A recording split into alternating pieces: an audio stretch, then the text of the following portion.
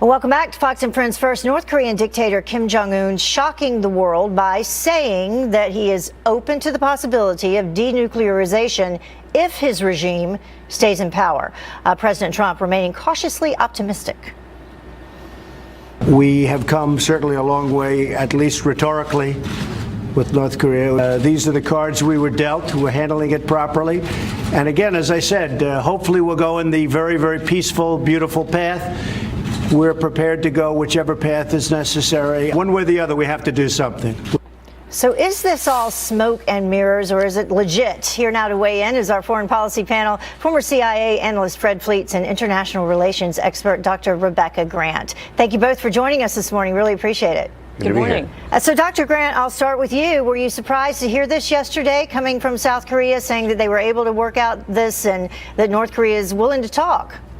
Surprised and delighted, but Kim has been hinting since last fall that he might be ready for talks. When Mattis came out in September and said that we could annihilate North Korea if they didn't behave, he started to change his tone. He's given us some hints that he's ready to talk. He's stopped the missile tests for now, and that Olympic diplomacy appears to have gotten us on the right track. Fred, what do you think about the Olympic diplomacy? Who do you credit with getting us to this point? What about President Trump's increased sanctions, things like that? Well, I think there's three things that got us to where we are. First of all, a tough president who actually is prepared to use military force if necessary. The North Koreans have not seen this since the Korean War. Very tough sanctions that are being enforced. I mean, I know there's been some cheating. This is also because of President Trump.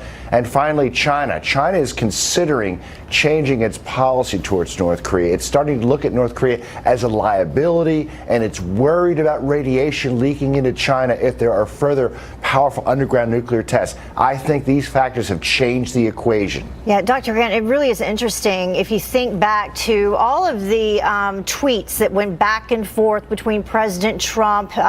North Korea slammed President Trump as a dotard. That was back in September. And then you had President Trump calling Kim Jong-un, talking about him as Rocket Man.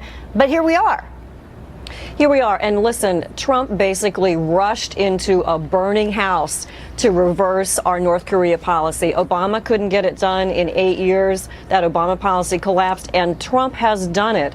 Credit also to Tillerson and Mattis and McMaster and Vice President Pence, who have been on airplanes, on the phone, making this come together diplomatically. So we're still going to be bad cop. President Moon is going forward as good cop. I love the U.S.-South Korean cooperation here. Firm pressure, and I'm really hopeful for what we'll see with these talks in April. And Fred, finally going back to you in terms of moving forward, we definitely don't want this to become another situation like what we see with the Iran nuclear deal. So how do we know if North Korea even says that they're willing to denuclearize, that they in fact do so?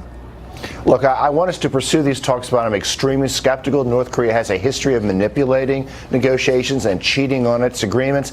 It has a long way to go to convince us it really has any interest in denuclearizing. I'm not convinced right now. We're going to have to see some major steps, shutting down nuclear sites, intensive inspections by the IAEA. We'll see if we can get there. Yeah, I think it was one of the officials from South Korea, though, as they make their way back here to fully disclose what the plan or what the offer is. They said that it's an offer that the United States would consider real and authentic. That's a quote. So we'll see.